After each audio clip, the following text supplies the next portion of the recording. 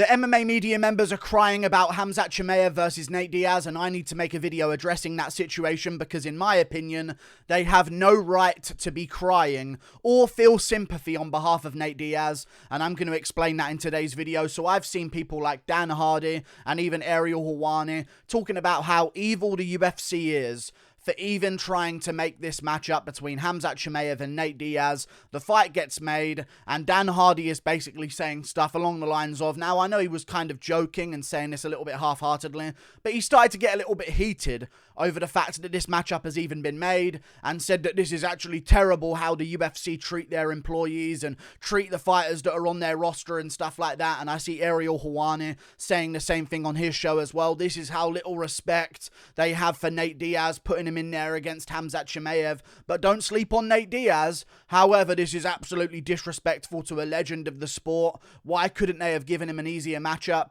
And I'm thinking to myself, as I'm listening to these guys have all of these takes that are anti-UFC. I'm very anti-UFC. I've made so many videos talking about how bad the cards are, how bad some of their decisions have been. You can go back through my channel. A lot of my videos are talking about how bad the UFC is. However, it seems to me, when there is a bit of a clash between the UFC and one of their fighters, regardless of the circumstance, the MMA media seem to always side against the UFC and on behalf of the fighter. And why is this? I mention this so much because people like Ariel Helwani need good relationships with fighters, so they want to side with the fighter over the UFC because they want the fighter on their show to talk about stuff like that, and fighters themselves are going to have like a bit more of a natural bias towards the other fighters that are on the roster as well. But Nate Diaz asked for this. Nate Diaz asked for this. The UFC called his bluff. People are talking about how the UFC are evil for making this matchup. Word for word. Why are none of these media members acknowledging this at all? Have they not seen Nate Diaz's interview or anything that he has been saying over the past however many years it's been since he's been in the cage against Leon Edwards? Word for word. The other guys aren't worthy. I want a top-level guy. Stop disrespecting my name by offering me these absolute schmucks on the roster. Not word for word, but along these lines. Very close to being along these lines, but a couple words changed here and there. He has been talking about how no one else is worthy. All of these people that are calling him out, not even worthy of his time whatsoever. All of these names that people are offering up against him and stuff like that. People are saying, you know, this matchup, Kevin Holland maybe, and who knows, maybe we can get this fighter to take a fight against Nate Diaz. And Nate Diaz literally says, when the UFC offer him these types of names, they aren't even worthy of being offered to him, and he's not going to accept those matchups, and he'll take on a guy like Adesanya or Ngannou. That's what he says. And he even said, and Dana White said this as well, he's asking for unreasonable stuff, and we had to leave him in the negotiating room and stuff like that, and I just had to walk out of the negotiation room because he's so hard to deal with and all that, and you don't know how it is dealing with the Diaz bros and stuff like that, and some of the situations that are going on with them too. And then Nate Diaz says, I was in the negotiation room with Dana White and Sean Shelby and Hunter Campbell, and I said no to a bunch of names. I want Adesanya and Ngannou, and then they left the negotiating room. How disrespectful of them. They are giving Nate Diaz what he wants. A really tough matchup. Stop all this crying on behalf of Nate Diaz. He has put himself in this position. That's a fact. Nate Diaz did this to himself by declining everyone and saying they weren't worthy. He says this himself. Am I the only MMA media member that has actually listened to Ariel Helwani's interview? Ariel Helwani is the one who did the interview, and apparently he wasn't listening to the answers of Nate Diaz. I feel as though, again, when there's a rift between a fighter and the UFC itself, the MMA media members literally just ignore everything. It's like a mild humming noise to them. And then whenever they hear something where they can side against the UFC on, all of a sudden they perk up. And it's time to give all of their hot takes about things. And understand, I make so many videos talking bad about the UFC. Nate Diaz asked for this. He didn't ask for Khamzat Chimaev. but he asked for guys that are worthy of his name. Top level guys. Stop giving me these random guys on the roster. I bet you they were like, we could do Kevin Holland, because you want to know why? I bet you Kevin Holland would likely beat a guy like Nate Diaz at this point in his career. I think that'd be a great move for the UFC, and I think the UFC knows that would be a great move as well.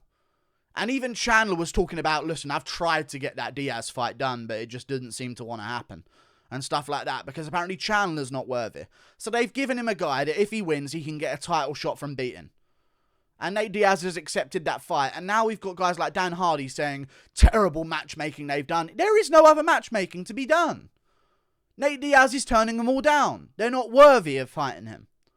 The UFC, I'm sure, would love their upcoming star, Kevin Holland, to get a big win over Nate Diaz.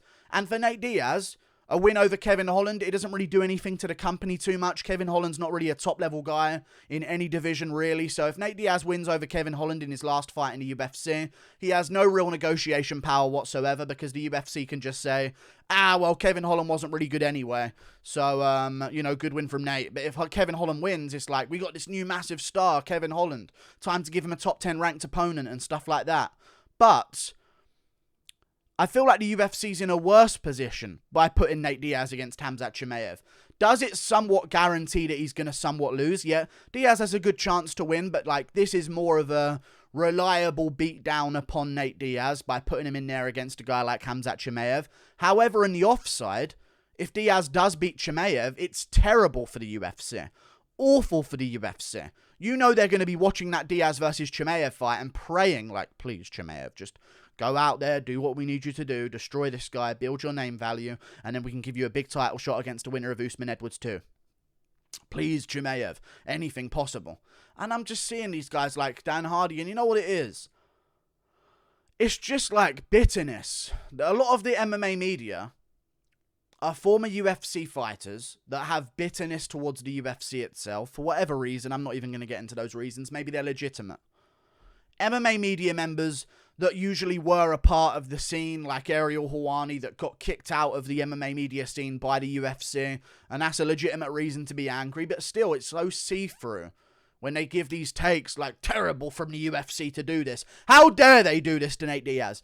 Diaz is probably thinking at home right now, watching all of this stuff going down with Dan Hardy and Ariel Helwani. He's probably thinking to himself, what are these guys talking about right now? I want this matchup. Why are they disrespecting me in this way, saying that it's a terrible matchup and it's a lamb for the slaughter and stuff like that? If I was Diaz, I'd be genuinely offended. If you're Diaz and you think you're a capable UFC level fighter and you're a top level contender, watching Dan Hardy and Ariel Helwani cry on your behalf, they shouldn't have made this matchup, it's evil of them. I'd be offended if I was Nate Diaz. How bad do these guys think I am? I wanted this top contender.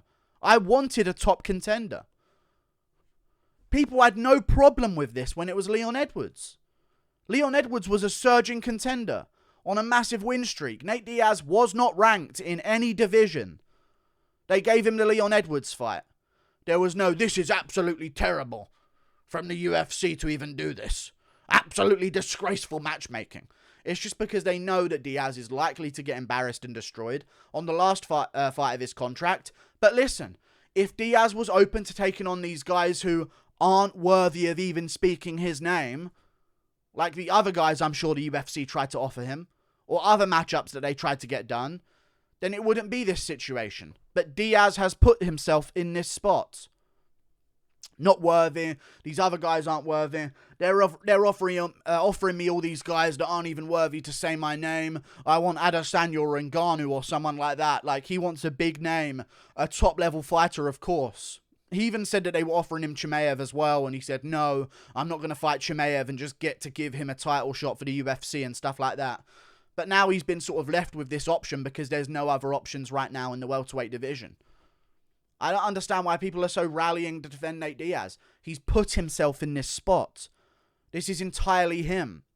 Why would we cry on behalf of him and go after the UFC for their evil matchmaking? The UFC are probably thinking okay, he's like going into it like he might want to take this matchup. Maybe if Lawler beats Barberena, we could do the angle of Robbie Lawler versus Nate Diaz. We could do something like that. Maybe we could try and get this done and that done. And then all of a sudden Nate's like, no, not worthy. I don't want that guy. I want top level guys. Give me this guy. How dare you disrespect me by offering me that fight? Blah, blah, blah, blah, blah, blah. Chandler tries to get the fight made with him, and then all of a sudden Chandler doesn't get the fight made, and he's saying, hey, not from lack of trying. I've been trying to make that fight happen. Like, the UFC is not like, no, this. You have options. They have to give you multiple fights every year. And Diaz, in his own words, turned down a bunch of unworthy guys. Now here we are. So all the Diaz fans that are crying about this, and the MMA media members that are crying non-stop about, it's not right what they do to their veterans. How dare they? Cerrone fought Jim Miller in a rematch. Hey, let's set up a Joe Lozon fight.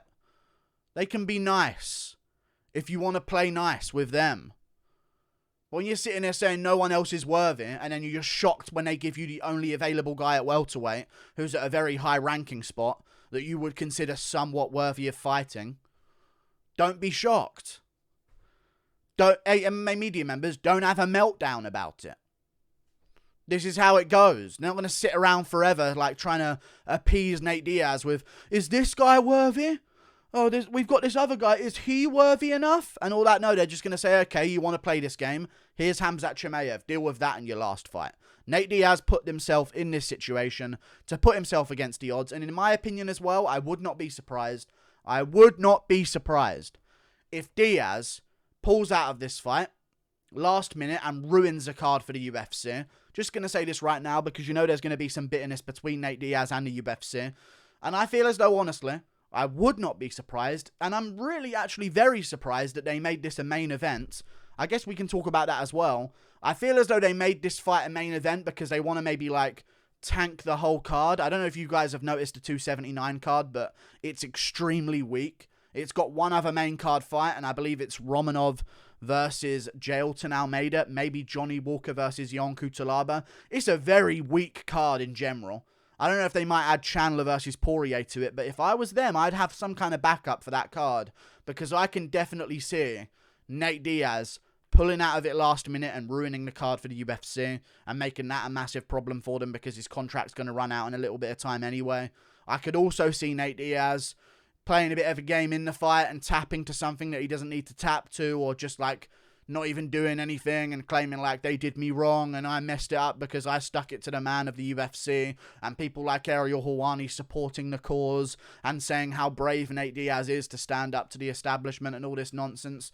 I feel like the UFC needs to have a good backup plan for 279 in Chandler versus Poirier in the co-main event for 5 rounds. That can easily take the main event position, and they also need to have a welterweight backup guy on demand as well. I don't know what they're going to do. Maybe they could have a backup for Sean Brady at UFC 280, and if anything happens, they can just move Bilal Muhammad to 279 against Chimaev. Maybe they need to offer some Covington incentive, like, hey, we're going to need you to maybe be a short notice replacement opponent. We'll see how things go, but I'm just sick of all this whining and complaining. No one's listening to what Nate Diaz has been saying this entire time. That guy's not worthy. He's not worthy. These other guys ain't worthy. Give me someone worthy of my name to fight. There's Khamzat Chimaev. But then when other people hear that and the MMA media hear it, it's so horrible of the UFC to do it. They just don't even acknowledge that Nate's put himself in this spot. Nate did this to himself. But they just completely ignore that because then they can't have a go at the UFC and seem real brave. It's so sad to me. Like and subscribe. Thank you for watching. Click that button up there. Toodle pip, I'll see you later. Goodbye. I think Chimaev beats him, but I'm sick of all this whining and complaining like Diaz didn't do this to himself. Get over it. See you later.